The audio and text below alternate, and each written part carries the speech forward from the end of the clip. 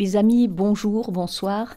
Je vous partage la vidéo qui suit car face à tout ce que nous vivons ces derniers temps, son contenu m'a interpellée. Je pense que vous ferez sans doute des liens et rapprochements plutôt étonnants avec certaines situations de notre histoire humaine passée et actuelle.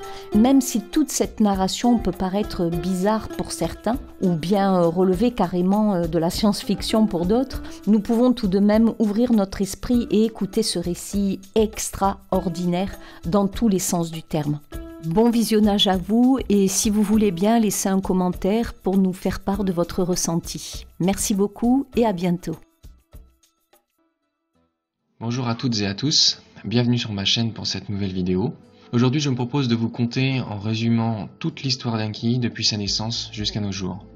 C'est certainement la vidéo la plus importante que j'aurais eu à réaliser et c'est avec un grand plaisir que je vous la présente aujourd'hui. Je ne peux à l'évidence pas tout développer ici car il faudrait une encyclopédie pour détailler l'ensemble de l'histoire d'Enki, des dieux et déesses d'Orion et de notre humanité. Mais vous aurez ainsi au moins les grandes lignes et les clés pour comprendre au mieux toute cette histoire et pourquoi notre planète est dans cet état à l'heure actuelle. Je suppose que vous avez tous conscience que quelque chose ne tourne pas rond ici-bas sur notre planète. Que l'humanité à l'heure actuelle atteint un point de rupture critique à tous les niveaux et que vous vous demandez très certainement pourquoi il en est ainsi. Pourquoi on a cette sensation qu'on marche sur la tête ou qu'on fonce dans le mur en klaxonnant, comme me l'expliquait si bien un vieil ami. Accrochez-vous donc fermement, car l'histoire que je m'en viens maintenant vous conter est à la fois extrêmement épique et d'une très grande tristesse. Avant de vous conter cette histoire, il faut d'abord que vous ayez quelques prérequis en tête. Tout d'abord, vous devez considérer que l'univers est multidimensionnel et multitemporel, ce que la science reconnaît aujourd'hui sans problème. Et donc que l'on ne peut tout percevoir avec nos sens limités. Qu'il y a de la vie partout dans l'univers, et donc des formes de vie plus évoluées que nous, autant du côté du bien, si je puis dire, que du côté du mal. Vous devez enfin accepter l'idée que l'énergie est manipulable à l'aide des vibrations, que ce soit le son, les paroles ou les pensées, comme je l'ai expliqué dans une précédente vidéo sur la magie. Vous devez enfin comprendre et intégrer clairement que le terme de Dieu renvoie à des êtres très évolués, qui se sont divinisés, ou plutôt ont immortalisé leur âme puis leur corps grâce à la montée de la Kundalini notamment, l'énergie divine auto-fécondante et auto-régénérante qui sommeille en chacun de nous. Un dieu ou une déesse est donc un être en constante et perpétuelle évolution.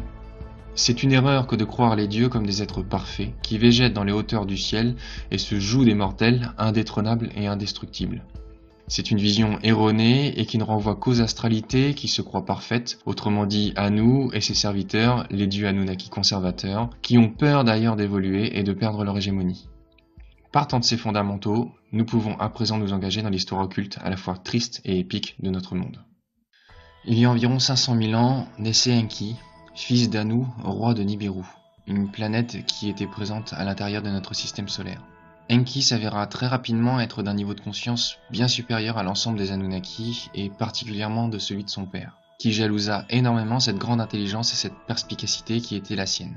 Après un travail acharné sur lui-même, Enki fut donc le premier des Anunnaki à être parvenu à atteindre l'illumination, c'est-à-dire à monter sa Kundalini et donc à atteindre l'immortalité de l'âme puis du corps. Enki enseigna alors l'illumination à qui souhaitait l'apprendre. La première confrérie, celle de la flamme bleue, fut ainsi formée, symbole absolu de la véritable conscience et couleur présent autour de l'aura des dieux et déesses d'Orion et des âmes enfants d'Enki. Enki enseigna à Anu à son tour à atteindre l'immortalité. Anu voulut alors garder le secret de cette immortalité juste pour les hautes familles de sang, pour les familles aristocratiques. Enki, bien évidemment, refusa. Pour lui, l'enseignement devait être donné au mérite et non pas par une élection en fonction de la famille ou de la caste sociale. D'ores et déjà, deux visions de la vie, deux idéologies s'opposèrent. Des milliers d'années plus tard, après maintes péripéties, notamment comptées dans les tablettes sumériennes, Nibiru s'avéra, à la suite d'une guerre nucléaire qui la fragilisa grandement, en danger. L'intégrité de son atmosphère, fissurée, avait alors besoin d'or pour se reconstruire. Il va sans dire bien sûr que l'histoire Anunnaki des tablettes sumériennes doit et peut se lire à plusieurs niveaux. Il y a bien sûr le sens historique, profane, mais il y a aussi le sens symbolique, allégorique et spirituel. Je vous invite à consulter la vidéo que j'ai réalisée sur le langage des dieux et les différents niveaux de lecture. L'or que va alors chercher Enki sur la Terre n'est pas seulement que l'or physique, loin de là d'ailleurs. Enki partit donc en mission de Nibiru pour trouver, sur différentes planètes du système solaire et au-delà, des ressources minières aurifères permettant de restaurer l'intégrité de l'atmosphère de Nibiru. Il arriva ainsi sur Terre, il y a maintenant des centaines de milliers d'années, lui et nombre de dieux et déesses fidèles à sa cause et à sa vision de la vie. Il découvrit ainsi sur la planète Terre, en scannant ses sous-sols, des ressources aurifères, et ainsi commença les extractions de l'or et l'envoi de cet or vers Nibiru. Parallèlement, Enki découvrit un hominidé sur Terre, celui que l'archéologie nomme actuellement l'Homo erectus. Les travaux harassants d'extraction de l'or, puis d'exportation de la Terre jusqu'à Nibiru, amenèrent bientôt les Anunnaki s'occupant d'extraire l'or à se révolter contre le dur labeur. Enki proposa alors de créer un aide pour leur travail, des individus capables de comprendre et de porter assistance aux Anunnaki. C'était tout du moins la version officielle, car en réalité, la création de l'homme allait cristalliser un conflit latent entre Enki et Anu, entre deux mondes en totale opposition, entre deux visions de la vie totalement antithétiques. Enki, aidé par sa demi-sœur Ninursag et par son fils Ningishida, se mirent au travail pour essayer de faire évoluer l'Homo erectus. Enlil s'opposa à l'époque catégoriquement à ce que l'on touche à l'évolution de l'Homo erectus. Pendant très longtemps, il faut savoir qu'Enlil se tint à l'écart de la race humaine, pour laquelle il n'avait que très peu d'affection. Enki essaya alors, pour faire évoluer l'Homo erectus, de mélanger de l'ADN Anunnaki avec de l'ADN de l'Homo erectus.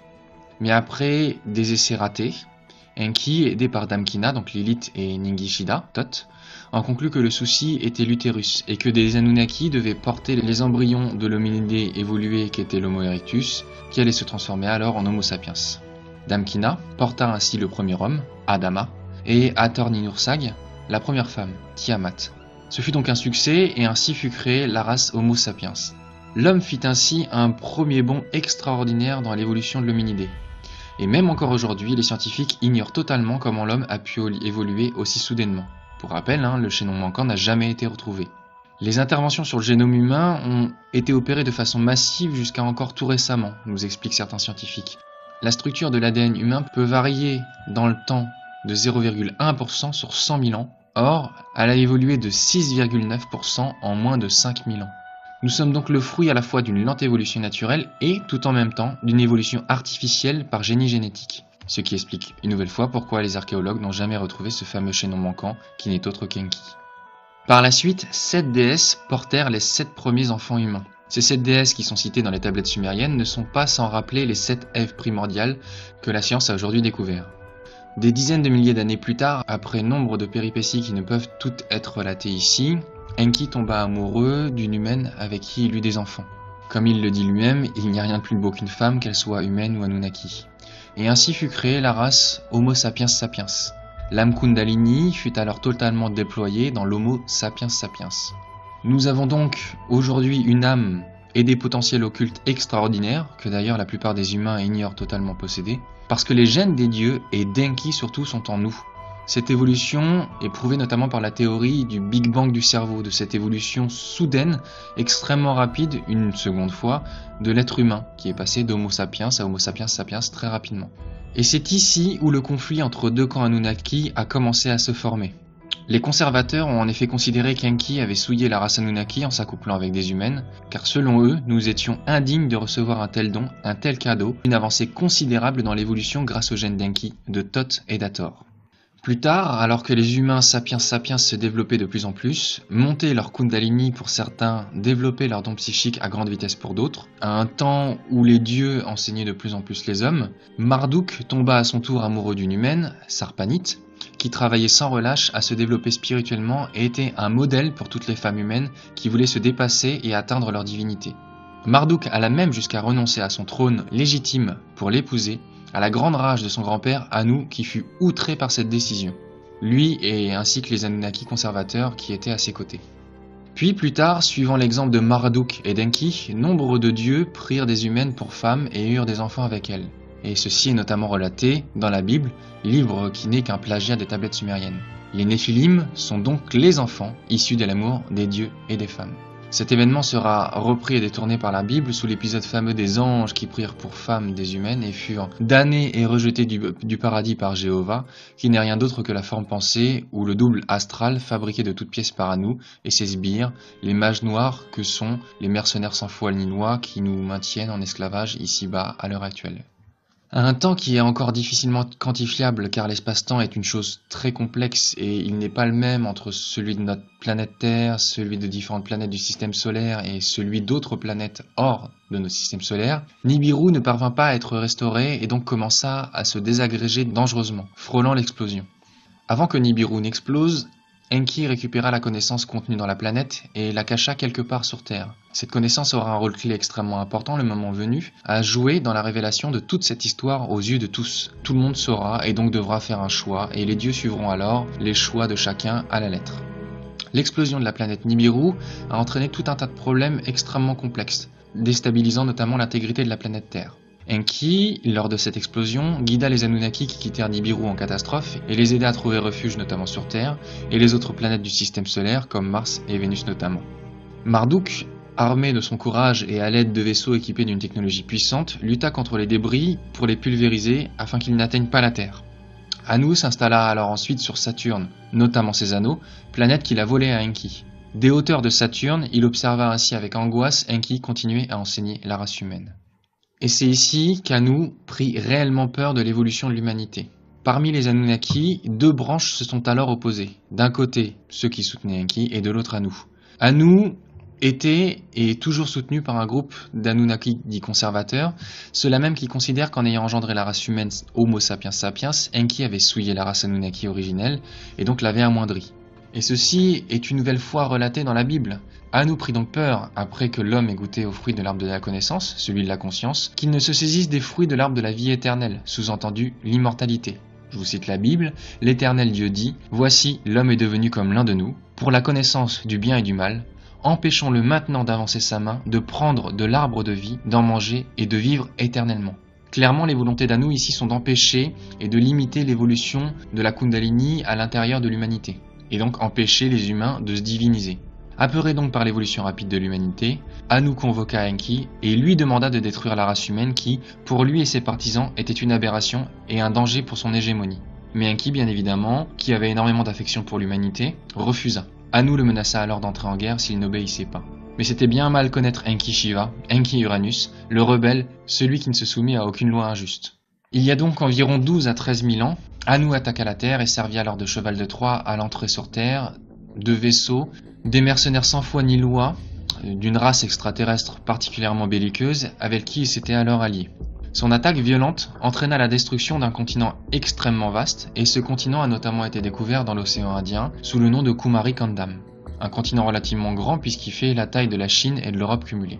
À cause de ce violent cataclysme, aujourd'hui reconnu, le niveau des eaux a alors soudainement monté de plusieurs centaines de mètres, engloutissant ce continent totalement. Le tsunami de 2004, qui toucha les côtes indiennes, lorsque la baie fut mise à nu pendant une trentaine de minutes, a mis en évidence la présence de traces de cette civilisation sous les eaux. Graham Hancock, l'auteur de fameux ouvrages sur les anciennes civilisations et sur les dieux civilisateurs que sont les Anunnaki, est même allé jusqu'à plonger aux abords de l'Inde, avec des pêcheurs qui disaient accrocher leurs filets sur des ruines pour vérifier leurs dires. Dires qui se sont avérés vrais puisqu'il a trouvé plusieurs ruines et vestiges d'une ancienne civilisation. Anu provoqua ainsi la chute d'une partie de l'Atlantide, ce qui explique pourquoi vous avez autant d'îles morcelées en Indonésie, et également pourquoi de nombreux vestiges ont été et sont encore retrouvés dans les eaux de l'océan Indien. Fort heureusement, Enki et les dieux et déesses d'Orion parvinrent à repousser Anu, qui évita de justesse d'être totalement détruit, s'en retourna sur Saturne sans demander son reste. Les dieux, après ce cataclysme, allèrent s'installer en Égypte. Et c'est pourquoi des archives en Égypte expliquent que les dieux civilisateurs sont des survivants arrivés d'un continent lointain après un cataclysme qui a eu lieu il y a 12 000 ans, comme l'explique notamment Platon et même Hérodote. Histoire racontée en détail sur les murs du temple d'Edfou en Égypte. Cette attaque d'Anu a cependant gravement endommagé la Terre. Fait intéressant, on notera qu'il y a environ 12 à 13 000 ans, le climat mondial a brutalement changé. Le niveau des océans grimpa de plusieurs centaines de mètres et près de 35 espèces de mammifères terrestres disparurent brusquement. Plusieurs études scientifiques démontrent qu'un choc violent, que plusieurs impacts gigantesques ont brutalement frappé la Terre en plusieurs endroits. Je vous invite à vous pencher sur le travail de Jacques Grimaud et son fameux équateur penché. Il a effectivement mis le doigt sur une vérité extrêmement importante. Donc fort heureusement Anu fut repoussé, manquant de justesse d'être happé et détruit à tout jamais. Il dut donc, la queue entre les jambes, s'en retourner sur Saturne, planète sur laquelle il allait rester, et il est encore même jusqu'à aujourd'hui. C'est pourquoi Anu, dans les différentes mythologies, deviendra plus tard Chronos, donc Saturne, le maître du temps. car le plus grand ennemi de l'humanité, surtout à l'heure actuelle, c'est le temps, qui a été de plus en plus réduit pour que nous n'ayons précisément plus le temps d'accomplir quoi que ce soit. En prenant cette planète, liée au premier chakra notamment, à la gestion du réel, à l'ancrage dans la réalité, Anu parvint donc à avoir une influence considérable sur le temps qu'il a pu accélérer. De plus, Saturne étant lié au premier chakra, là où se situe la Kundalini, tenir ce chakra, c'était s'assurer d'empêcher les humains de monter leur Kundalini de manière plus aisée et rendre cette ascension beaucoup plus difficile. C'est ici, juste après cette attaque il y a 12 000 ans, qu'Anu demanda alors à Enlil d'assassiner son frère Enki. Enlil, qui a toujours cherché à réconcilier son frère et son père, horrifié par la demande de son père, décida alors de rejoindre définitivement le camp d'Enki. Pendant plusieurs millénaires, Anu et Enki ont ainsi gardé leur distance et sont entrés dans une sorte de guerre froide. Mais Enki, qui, de par ses pouvoirs, savait que la Terre risquait de tomber entre les mains d'Anu tôt ou tard, que parmi les futurs potentiels il y avait ce risque que la Terre soit prise, ordonna alors à tous ses enfants de construire partout sur Terre le plus possible de monuments cyclopéens pour laisser des traces dans la pierre, dans la chair de la Terre, de leur passage. Car Enki, comme certains autres dieux très évolués, est capable de se déplacer dans l'espace et surtout dans le temps très facilement. En lisant donc l'avenir, certains de ces scénarios possibles présentaient un risque de voir la Terre tomber entre les mains d'Anu et de ses acolytes. Et c'est pour cette raison que vous trouvez un peu partout sur Terre des similitudes entre différentes civilisations, aussi bien à Pumapunku, à Teotihuacan, à Cusco, en Égypte, en Inde, à Angkor, à Baalbek, etc., etc. Des constructions cyclopéennes qui forcent le respect et qui encore aujourd'hui posent énormément de questions sur la manière dont ça a été réalisé technologiquement, sont des traces de l'ancienne civilisation atlante. Enki a donc demandé aux dieux qui le soutenaient dans son combat de créer et de bâtir des civilisations partout où il pouvait, le plus rapidement possible, afin que des traces demeurent de leur passage, même après leur disparition, des signes que pourraient décrypter les âmes initiées, traitant de leurs véritables origines et du potentiel d'immortalité de la Kundalini. Ce afin que même si la Terre était prise, son humanité, les enfants d'Enki, nous souviendrions de leur présence. Et c'est d'ailleurs ce que beaucoup ressentirent lorsqu'ils virent un reportage tel que la révélation des pyramides, ou le travail de Bleuette Dio, ou même le travail de Patrice Pouillard, etc., etc. Tous les reportages et tous les travaux présentant ces différentes civilisations extrêmement évoluées sur l'ensemble de la planète. Ils voulaient donc laisser une trace et un message clair: nous venons d'Orion, nous les dieux qui autrefois marchaient à vos côtés. Ainsi donc furent érigées les grandes civilisations d'antan qui encore aujourd'hui nous fascinent tant et restent pour nombre d'experts un véritable mystère impénétrable sans la connaissance de l'histoire des dieux et d'Enki. On peut noter à nouveau les pyramides de Gizeh, parfaitement alignées sur la constellation d'Orion, les pyramides aztèques et mayas aussi, qui relèvent exactement de la même architecture, et tant d'autres sites archéologiques, et notamment les centaines de pyramides en Chine, dont une partie sont également alignées sur la constellation d'Orion, et qui sont totalement bloquées à toute fouille archéologique. Et c'est ici où je me dois de vous expliquer pourquoi Anu veut tant détruire et asservir l'humanité. Anu a toujours craint Enki, car Enki a toujours été un frondeur en quelque sorte. Il s'est toujours dressé sans hésitation, bien qu'avec beaucoup de subtilité, face à son père. Enki, c'est Uranus, c'est le Verseau, c'est cet être révolutionnaire. C'est Shiva, celui qui détruit le mal et toutes sortes de structures iniques, sclérosées et fondamentalement putréfiantes pour laisser l'énergie de la vie s'épanouir librement. Et la race humaine, notamment les âmes enfants d'Enki, sont par nature aussi une race de frondeurs. Et Anu a alors craint de voir éclore et se développer ainsi toute une humanité de frondeurs. Des centaines de millions d'êtres qu'il ne pourrait pas museler ni soumettre. Et c'est pour cette raison qu'il n'a eu de cesse, à travers les 3 religions monothéistes, que de constamment mater, asservir, maltraiter les hommes et d'essayer de les faire entrer dans le rang. En réalité, nous sommes tous des petits Enki en puissance. Autrement dit, nous possédons tous en nous la graine de la Kundalini, enfin pour les âmes enfants d'Enki. Et c'est ce qui a tant fait peur à Anu. Il avait déjà du mal à gérer Enki, ainsi que les dieux et déesses d'Orion qu'il soutenait, qui remettaient en cause toutes ses décisions. Alors imaginez des centaines de millions de petits rebelles. Pour Anu, c'était absolument pas gérable. Vient ensuite, entre il y a 12 000 ans et il y a 4 000 ans, les temps que j'aime à appeler les temps bénis de l'Atlantide. Ces temps où nous, l'humanité dite gentille par nos ennemis, vécut heureux auprès de nos guides et aimés, les dieux et déesses Anunnaki liés à Enki. En ces temps-là où l'argent n'existait pas, où la terre était un jardin d'une merveilleuse abondance, nous passions notre temps à nous améliorer, à apprendre arts et dons ésotériques de toutes sortes. Nous étions très proches de la nature, capables de voir notamment tous les petits êtres qui peuplent aujourd'hui nos contes et légendes, que ce soit les fées, les lutins et les elfes. Oui, vous m'avez bien entendu, les elfes existent bel et bien et ce sont des êtres d'une très grande évolution spirituelle. De là vient d'ailleurs notre goût immense pour la féerie et notre proximité et notre affection pour les animaux avec qui nous communiquions librement par télépathie. Et ces petits êtres que sont les lutins, les gnomes et les fées sont très importants car ils tissent la matière qui forge la structure même de notre réalité. Ils sont évidemment à l'heure actuelle en grande souffrance parce que maltraités par les hommes de main d'Anu que sont Monsanto et ses fameux produits nocifs comme le Roundup par exemple. Ces petits êtres ne sont heureux et ne peuvent vivre bien que sur une terre non surexploitée, dans des structures comme la permaculture par exemple. Petite parenthèse fermée. En cette époque reculée donc, de plus en plus de dieux rejoignirent Enki et commencèrent à aider et enseigner les humains. Et de plus en plus de dieux se prirent d'affection pour les humaines, avec qui ils eurent des enfants. Enlil par exemple commença à se prendre d'affection pour l'humanité. Il se mit même à enseigner les humains, notamment deux peuples, le peuple d'Asie et les Amérindiens. Il enseigna notamment les arts martiaux en Asie. Il alla même jusqu'à prendre un peu plus tard une humaine pour épouse, suivant l'exemple de son frère et de son neveu. Il y a de cela 4000 ans, Anu proposa à Enki de trouver un accord pour discuter de l'avenir de la race humaine. Mais les volontés d'Anu n'étaient absolument pas de trouver un terrain d'entente, bien au contraire. Il profita de l'ouverture de l'astral de la Terre, car les vaisseaux des Anunnaki ont des déplacements supralumineux, c'est pour ça que vous voyez parfois des boules lumineuses, parce qu'ils vibrent sur des fréquences qui sont supérieures à la réalité physique matérielle, pour amener à sa suite énormément de vaisseaux, de ces mêmes mercenaires, de cette race extraterrestre particulièrement belliqueuse, de ces mercenaires sans foi ni loi, qu'il a engagés pour mettre en esclavage l'humanité. Submergés en nombre, Enki et les dieux et déesses d'Orient qu'il soutenait, pour une partie malheureusement, durent alors s'exiler et se replier sur Orion pour préparer une contre-attaque.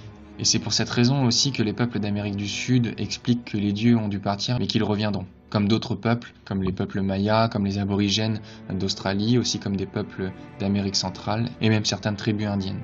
Et c'est pour cette raison aussi que de nombreux sites mégalithiques ont été retrouvés totalement retournés, totalement ravagés comme Pumapunku par exemple. Mohenjo-Daro est aussi un autre exemple qui présente une civilisation totalement détruite, du jour au lendemain, balayée par une puissante attaque nucléaire puisque des traces de radioactivité non expliquées ont été retrouvées dans les pierres. L'attaque de la Terre il y a 4000 ans fut donc particulièrement violente. Cette guerre qui a eu lieu il y a 4000 ans est démontrée par des troubles notamment dans les civilisations égyptiennes et sumériennes et notamment au niveau des dynasties. Bluet Dio parle dans ses recherches de ce conflit entre Anunnaki, de cette guerre entre Anunnaki et de ce combat qui les a opposés. Certains dieux et déesses ont énormément perdu lors de cette attaque. Certains dieux ont perdu une partie si ce n'est toute leur famille. Un dieu en particulier a dû repartir sur Orion sans sa famille. Il a vu mourir ses enfants humains et Anunnaki, ses femmes et sa famille. Je vous cite son exemple pour que vous compreniez pourquoi, pour les dieux et déesses d'Orion, il n'y aura ni pardon ni oubli. Ils ont perdu leurs enfants, ils ont perdu leurs amants ou leurs amantes, leurs amis, leurs aimés. Comme le dit Enki, beaucoup de belles étoiles se sont éteintes à tout jamais. Et rien ne peut excuser ce genre d'acte abominable. Je dis cela particulièrement pour secouer un peu toutes les âmes enfants d'Enki qui sont encore engluées par la philosophie New Age, du christianisme 2.0, de l'idée de l'amour inconditionnel. Chez Enki et les dieux, l'amour inconditionnel n'existe pas. Ils aiment avec intensité leurs aimés, leurs enfants, leurs familles, mais ils n'ont absolument aucune affection pour tous ceux qui les maltraitent, eux et leurs aimés. Bien au contraire. Malheureusement, certains dieux et déesses ont été capturés lors de cette attaque. Les corps astraux d'une grande partie de ces dieux ont alors été bloqués dans l'astral de la Terre. Il faut savoir que les dieux et déesses ont plusieurs corps astraux, et Anu parvint à attraper et bloquer ces corps astraux. Avec la prise de la Terre, vous savez, souvent le vainqueur modifie l'histoire et retourne tout, c'est ce qu'on appelle l'inversion accusatoire. Tous ces dieux et ces déesses d'Orion deviendront plus tard les démons de la Goétie, qui seront chargés énergétiquement pendant des siècles et des siècles pour les empêcher d'agir librement. Pour vous donner une image, c'est un peu comme se balader constamment avec un boulet attaché au pied. Pour les dieux qui étaient physiquement sur Orion, ils étaient constamment chargés énergétiquement. Vous retrouvez d'ailleurs cette idée de blocage, d'enfermement dans la mythologie grecque chez les titans qui ont été bloqués et enfermés dans le Tartare.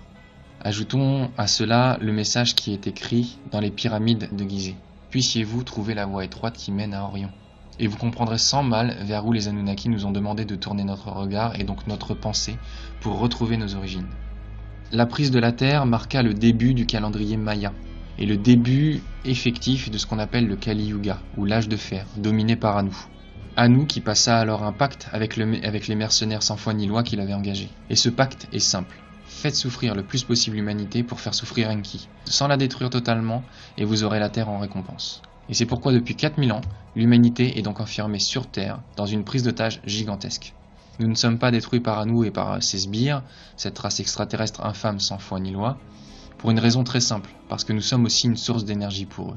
Ils se nourrissent des basses vibrations, et notamment celles de la peur, et ont donc maintenu l'humanité en état de choc depuis cette époque, fomentant guerre, répandant maladies et famines sur l'ensemble de l'humanité, rendant la terre malade, elle qui était remplie de vie.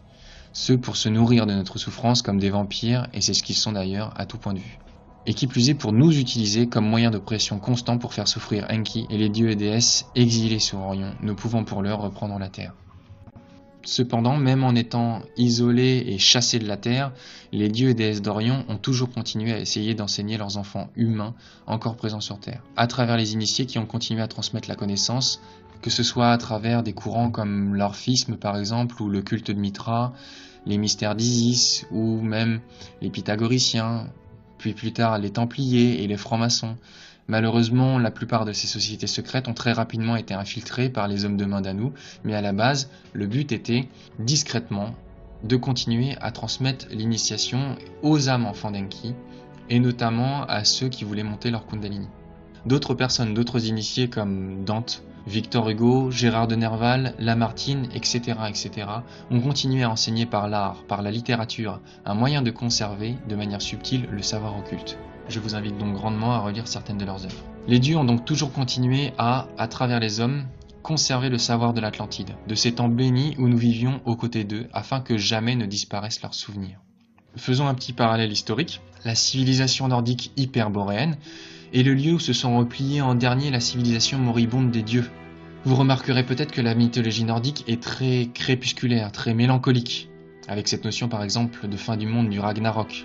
Pourquoi ? Eh bien parce qu'ils savaient que face à eux, pour de nombreux siècles, se dressait le Kali Yuga, qu'ils étaient même au cœur de ce Kali Yuga. Pour autant, vous remarquerez que, à l'heure actuelle, les civilisations les plus développées, celles qui ont été les premiers à donner par exemple le droit de vote aux femmes, ou celles qui sont très très avancées sur les droits sociaux de manière générale, eh bien ce sont tous les pays nordiques comme la Suède, la Norvège et la Finlande, qui démontrent bien en quoi cette civilisation hyperboréenne et celte, qui était la civilisation des dieux, s'est développée en dernier dans cette partie-là de la planète. Pendant le Kali Yuga, pendant qu'Enki n'était plus présent sur Terre, il a été transformé en Lucifer, puis en Satan par les religions monothéistes. Toujours cette fameuse technique d'inversion accusatoire, pour salir son nom et terrifier ses propres enfants dont la mémoire était peu à peu, à force de réincarnation forcée, lessivée. Car comme Anu et les Anunnaki conservateurs tenaient alors l'astral, quand un être humain mourait, quand son âme quittait son corps, souvent cette âme était récupérée, sa mémoire était effacée et lessivée, et certains piliers élémentaires étaient complètement abîmés et détruits pour éviter que dans leur prochaine incarnation, ils puissent redévelopper certains de leurs pouvoirs, et ils étaient ensuite réincarnés de force, parfois même dans des familles complètement opposées pour pouvoir les brider, les limiter, les bloquer. Je suis d'ailleurs très étonné que beaucoup me recrachent encore cette idée que parce que l'on est opposé à Dieu, on est forcément du côté de Satan. Soi-disant ce diable à la peau rouge et à la tête cornue. Franchement, on fait avaler des histoires à tomber debout à l'humanité, c'est vraiment triste. Je ne comprends pas que beaucoup ne saisissent pas, surtout après 4000 ans d'hégémonie judéo-chrétienne. En 4000 ans, Dieu et les anges, ils ont quand même largement eu le temps d'imposer cette idée d'amour paradisiaque et sa miséricorde sur la terre, que tout a été inversé. Et que pour pouvoir détruire Enki et l'héritage de l'Atlantide, il leur a juste fallu l'accuser des pires maux. J'aimerais d'ailleurs également ouvrir une petite parenthèse ici et maintenant concernant le sort fait aux femmes, non seulement dans toutes les religions d'Anu et les civilisations afférentes, sur toute la Terre de manière générale, depuis 4000 ans. Lorsqu'Enki et d'autres Anunnaki eurent des humaines pour épouses et eurent des enfants avec elles, Anu considéra qu'ils avaient souillé la race Anunnaki et fit des femmes les responsables. On le voit d'ailleurs dans la Bible, c'est Ève qui tente Adam, enfin c'est toujours la femme qui est tentatrice. Enki et les dieux d'Orion ont un très grand respect pour les femmes de manière générale. De même qu'ils ont beaucoup d'admiration et de révérence pour les incarnations du Yin, notamment à travers la nature. Lorsque la terre tomba entre les mains d'Anu, il y a 4000 ans, ce dernier, pour faire souffrir Enki et les dieux d'Orion, fit tout pour faire souffrir les femmes et plus encore leur faire perdre confiance en elles. Car il faut savoir que les femmes, magiciennes, de par leur affinité naturelle avec l'énergie Yin, possèdent une puissance magique considérable qu'Anu craint énormément. En maltraitant les femmes, en les rabaissant constamment, en les soumettant aux volontés d'un pouvoir patriarcal absolument despotique et destructeur, Anu s'assure ainsi de voir le pouvoir magique des femmes disparaître petit à petit. Aussi, mesdames, mesdemoiselles, bombez le torse, ou plutôt la poitrine, relevez la tête et comprenez tout le potentiel présent en vous, toute cette force incroyable qu'Anu craint tant de voir éclore en vous. Chez Enki, les femmes sont des guerrières, des guérisseuses, des magiciennes, des artistes. Et lorsqu'elles le souhaitent, et seulement à ce moment-là, elles choisissent de devenir des mères. Et non pas comme chez Anu et dans toutes les religions monothéistes où les femmes sont vues uniquement comme des pondeuses. Guerriers, guérisseurs, mages, artistes, voilà le quatuor gagnant dans la société d'Enki. Ainsi se développent les dieux et les déesses d'Orient. Et c'est avec un immense plaisir, à la face d'Anu et de ses saletés de serviteurs misogynes qui nous gouvernent, qu'ici et maintenant, fièrement, j'honore de mes mots la beauté, la grandeur et la féerie qu'incarnent les femmes libres, épanouies et accomplies. Puissiez-vous, mesdames, mesdemoiselles, ne plus jamais vous laisser faire et retrouver en vous-même la confiance et la force qui fait la beauté et la grandeur des déesses d'Orient, qu'elles soient humaines ou Anunnaki. Que l'exemple de Bastet, Hathor, Lilith, Sekhmet, Maat et tant d'autres vous inspire à redevenir ce que vous avez fondamentalement toujours été et ce qu'Anu craint tant de vous voir redevenir. Petite parenthèse fermée. Pendant près de 3 millénaires, les enfants d'Enki sur Terre ont donc combattu Anu et ses saletés de mercenaires qui peu à peu parvenaient à prendre parfaitement forme humaine jusqu'à réussir maintenant à se dissimuler physiquement au sein de la race humaine. Car certaines âmes sur Terre ont l'apparence humaine mais sont des âmes soit créées par Anu de toutes pièces, soit issues d'un travail d'hybridation des grilles et des mercenaires à la solde d'Anu. Je vous renvoie à l'une des dernières vidéos que j'ai réalisées à ce propos. Pendant des siècles et des siècles, donc, les humains restés sur Terre luttèrent contre les assauts répétés d'Anu et de ses sbires, ces vampires énergétiques sans foi ni loi. Mais malheureusement, peu à peu, l'humanité d'Enki perdit du terrain. Petit à petit, les humains oublièrent alors de plus en plus le souvenir d'Enki, dont ils avaient été brutalement séparés, à force de lessivage de mémoire entre des incarnations, qu'ils tissaient à la va-vite pour les plus débrouillardes, ou imposées par Anu, qui avait capturé les âmes dans son vortex pour les reprogrammer. Pendant tout ce temps, Anu n'a eu de cesse que de travailler à dégrader les ADN d'Enki en nous et de nous empêcher ainsi d'éveiller nos pouvoirs psychiques latents et ou tout simplement de diminuer notre énergie et notre développement, que ce soit spirituel, émotionnel, physique, etc. etc. L'humanité a donc été mise en état de choc constant depuis 4000 ans par Anu pour empêcher les humains de réaliser qui est responsable de cette horreur, à les empêcher d'être solidaires et donc de reprendre le contrôle de leur destinée.